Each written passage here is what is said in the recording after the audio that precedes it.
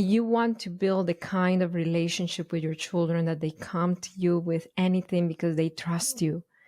But sometimes you feel concerned that they are already kind of like not sure if you're going to get angry, not sure if you're going to yell, because when you do, you can see the fear on their eyes.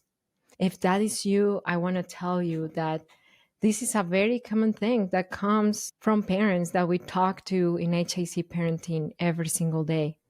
So you're not alone. You're not alone about having this big desire of building a trusting relationship with your child. And you're not alone by feeling that you are stuck in a cycle where you already see your behaviors influencing and affecting your children. And I want to tell you as well that there is a way to break this cycle. And that's exactly what we're going to talk about on this podcast episode. I'm going to share with you a few key things for you to consider to move from fear to trust and strengthen your child-parent bond and connection and relationship. How can we build that kind of bond and connection with our children that they feel that they could come to us with anything because they trust us? So the very first thing that we work with our coaching clients in HIC parenting is changing their internal narrative. And I'm going to walk you through the entire episode through the story of a mom that I had the opportunity to meet. So her desire was to create family meal times where the parents sit on the table with the children and everybody enjoys a healthy and balanced family meal while they share about their day, while they bond and connect, and while they eat their food. That was her desire of building that kind of memory for her children to grow up and think and remember that time when we sat around the table was so magical and so connected. And then that was her ideal. And from this ideal, she created a big expectation for herself and for her family. So the expectation is that every single day she was going to have a family meal with her husband and her two toddlers, 2 and 3 years old. And then they were going to sit on the table peacefully and talk about their day while they eat. That was the expectation that she placed in her mind. And then she was committed to make this thing happen. If you think about it, it's a really great thing to have that habit of eating as a family. But what happened? Her children had different plans because our children's priorities are not our priorities. So that was her expectation, and that was her plan, her priority. However, her two toddlers, 2 and 3, had a very different priority. Their priority was not to have a peaceful family meal, but to be toddlers with their toddler needs, with their needs to move their bodies, with their needs to explore the food with the hands, with the needs to just be children, to be loud, to try to crawl on her lap, to try to crawl on daddy's lap, to say they don't want to eat the food that she cooked. And this started creating a lot of anxiety in her because her expectation and her reality were not matching. And that's the perfect match. When expectation doesn't meet your reality, that's the perfect match for frustration, disappointment, and overwhelm when you try to force your reality to fit your expectation. How have you tried to force your reality as a parent to fit your current expectation of the ideal parenting or the ideal family dynamic in your family? That's something to think about. Because if you are living right now frustration and overwhelm, That's a really great sign that your expectations are not matching your reality. And this is exactly what was happening for this mother. So, because her expectation wasn't matching her reality, and she was trying really, really hard for her children, her 2 and 3 year old, to fit in her expectation of having a peaceful family meal, everybody around the table talking about their day, enjoying their time peacefully, then she would do things to get them to conform. And they fought her against it. So in her head, she started creating the narrative of my children are wild children. That's how she labeled her children in her mind. And even that's how she referred to them with her spouse and other family members on when she talked about them. They're just wild kids. So what happened to this friend of mine? What happened to her? Then she started feeling overwhelmed and then almost expecting that the mealtime was going to be crazy. She connected her children's developmentally accurate normal behaviors, such as not sitting in the chair for long, or not wanting to eat all the food or the food that she served, or putting some of the things that they saw on their plate on the siblings' plate, or even throwing their food when they were sick of it or when they were done. She started seeing all those behaviors as hell is going to break loose here, things is going to go downhill. And she started fearing that when things were going that route, she would lose her cool and she would lose her composure and she would start yelling at her kids, which sometimes it did happen. So she was already going to her mealtime expecting all that, because if we trace back down, her expectation didn't match her reality, and she was trying hard to fit her square peg expectation into a round hole of her reality, if that makes sense. So if you want to go from fear to trust, the very first thing, and this is something that we work with our coaching clients, is to look at the narratives that you have in your head about the expectations that you have regarding your family dynamic and your children, and seeing if those expectations really match the developmental stage and the current family reality that you're living, considering the ages of your kids, your specific children's needs, and your lifestyle. And that's one of the first steps for you to move from fear to trust. Why? Because she was already fearing what was about to happen. She was already dreading dinner time because her energy was focused on feeding that expectation with her very different reality.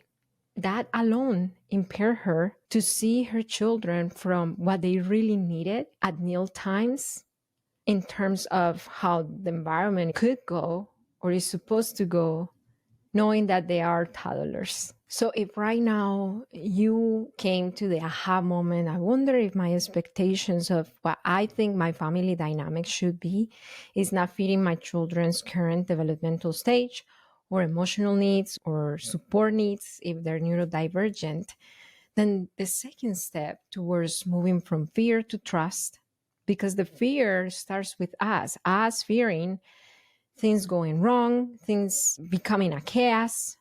The second step is to adjust those expectations. And from those adjusted expectations, how can we create not an ideal, but a real environment where we can build our family and still have great family meals around the table with adjusted expectations? So if this mom were my client, I would go in and see, okay, what can you control and what you cannot control? And how can we make mealtime an environment that is conducive, yes, for you to have your craved and deserved family time but at the same time that accommodates your toddler's developmental needs and way of behaving as a toddler. So when we move from inflexible expectations to flexibility, we start moving away from fear and start thinking about possibilities on how we can trust the process, how we can trust ourselves, and how we can trust our children adjusting to the environment. So that's when we can start thinking about, okay, let's see, maybe we can be flexible about it. What about if the children eat on a toddler table while the adults eat at the regular table? Or what about if we don't do every single night a family meal together on the table, considering that on Tuesdays, the toddlers have a really long day because they go to daycare, and after daycare, they had a doctor's appointment and they're cranky tired. Is like that ideal and expectation of the happy family gathered around the table might not be possible for every single day of the week. Or what about if we are flexible in terms of what our children can do at the dinner table? Maybe they might have their tray filled with finger foods and they're going to make a mess. Some of the food is going to end up on the floor, and for that to be okay. I'm not saying for us to not teach our children manners and not to redirect their behavior if they're being very disruptive, but to understand that they're still learning. They're learning skills and they're learning table manners, and it's about how to be flexible. So what happened to this mother? Because she was in this very inflexible state of mind, then the way that she handled the situation was not ideal. When the children started maybe putting the food outside their plate or getting off their chair, then she was removing them and putting them in timeout. And what happened? They didn't stay in timeout. They would run back to her crying, or they would become aggressive and start really throwing things that were close to the timeout corner. Or another thing that she shared that, by the way, I'm trying to remember because this was a really old story that was years ago. One of my good friends, and those kids are now older. So all these expectations and the inflexibility took her to take these really extreme measures that, by the way, I don't blame her and I don't judge her either, because she was coming from a good place of really wanting to raise children in a family who love each other and who want to share a meal and a special moment together. And she was trying really hard, but her methods were not helping her with her desire. If anything, it was escalating the whole situation. So how can you move towards flexibility? Because flexibility speaks of trust, trust in the process, trust in yourself, trust in your children, and accommodating not just to what you think the ideal of the dynamic is, but accommodating to your child's needs. So once you know what the narrative that you have in your head and the expectations, once you move into flexibility, the next thing is to dig a little deeper and see what our children's needs are beneath their behaviors.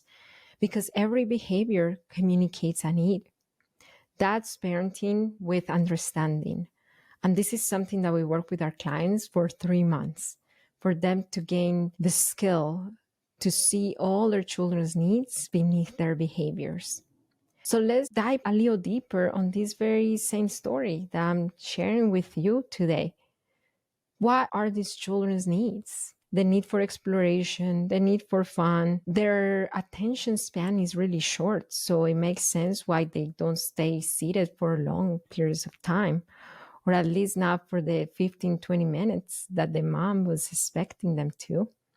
If they have other needs, if they are super hungry, or if they're not hungry enough, it's going to be really hard for them to be regulated enough to sit down and enjoy their meal. Because if they're very hungry, as toddlers, they don't know that, oh, okay, this really uncomfortable feeling is hunger, and then it goes away when I eat. They just feel uncomfortable, and then they get cranky, and then they tantrum, and then they cry, and then they complain about the food because they don't know that a very uncomfortable feeling is called hunger. Or maybe they're not hungry enough. I don't know what her situation was, but let's just say that the toddlers were snacking all day and dinner time came, they're not hungry enough. Their bellies are already full, and they might eat one bite or two and they might be ready and be done. Even if their snacks were goldfish and milk that fills their tummy up, and they don't have the insight and the capacity to reflect and say, hey, I feel full, I feel satisfied, but it was milk and goldfish. I need to eat vegetables and a better meal. No, they just don't eat. So when you move from fear to trust, you start thinking about, okay, what's causing my toddler from being so restless? Is he too hungry? Is he not hungry enough? What is causing him from throwing food at the table? Is it that he's done and he doesn't have the verbal skills to say, I'm done? What is the skill that I need to teach him in order to be a little more pro-social, more accurate, have better manners at the table? That's moving towards connection and trust and away from fear tactics of, if you don't behave at the table and you don't meet my expectations, you're going to a timeout. When you start recognizing and speaking the language of needs, you are going to start being very assertive when it comes to addressing and correcting behavior, because you will know what your children exactly need to feel successful, to be successful on whatever scenario you are going through with them, whether it's at mealtime or bedtime or getting ready in the morning. And that's why our clients, they go from power struggles, from feeling at the end of the rope, trying to manage their kids' behaviors, to having a lot more peace, because children respond a lot faster when we address their needs instead of their superficial level behaviors. I want to share with you the story of Kelly. She is one of our coaching clients.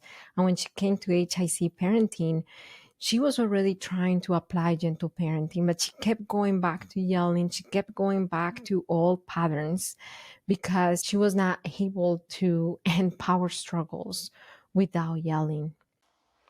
Marcela, just wanted to say we have seen such a change in our daughters since starting parenting with understanding. Learning about the needs each child has makes me so much less attached to the behavior and so much more able to identify a solution. And many of the behaviors that were leaving us before aren't even happening. And instead, we're able to really enjoy a relationship with our daughter. She's so fun to be around, and we feel prepared to help her when things feel like they're falling apart. So what we do in coaching is that we assess your needs, and from your needs, we give you a tailored support and roadmap and guidance for you to bring more peace to your parenting. And I have an invitation for you. Book a parenting assessment call with me or one of our HIC parenting advisors. On that call, we are going to assess your needs. We are going to listen to your desires. And from there, we are going to provide you with a tailored roadmap. If you have a co-parent, if you parent with your spouse, bring them to the call. It is important that both of you are there so we can assess the entire family dynamic. To book this parenting assessment call, all you have to do is go to apply.hicparenting.com, or you can open the description of this podcast episode and book your free parenting assessment call. If you are watching us from YouTube, open the description of the YouTube video and then the link is there, or is in the link in our bio on our social media platforms at High Impact Club. At the end of the call, we are going to show you how our coaching services work. And if you want to continue the support, then we will enroll you as a client in HIC Parenting. My question is, what can you do right now to move from fear to connection with your children? If you are watching us from YouTube, let us know. And if this podcast episode helped you in some way understand yourself a lot more and your parenting, please leave us a positive review. All you have to do is open the podcast episode and write your positive review about this episode or about the podcast in general. That will help us to get to more parents so they can know that there is a way to bring more peace to their parenting and raise emotionally healthy children. Remember to follow us at High Input Club on all social media platforms. And it only takes understanding of yourself and of your children's needs to transform your parenting. That's parenting with understanding.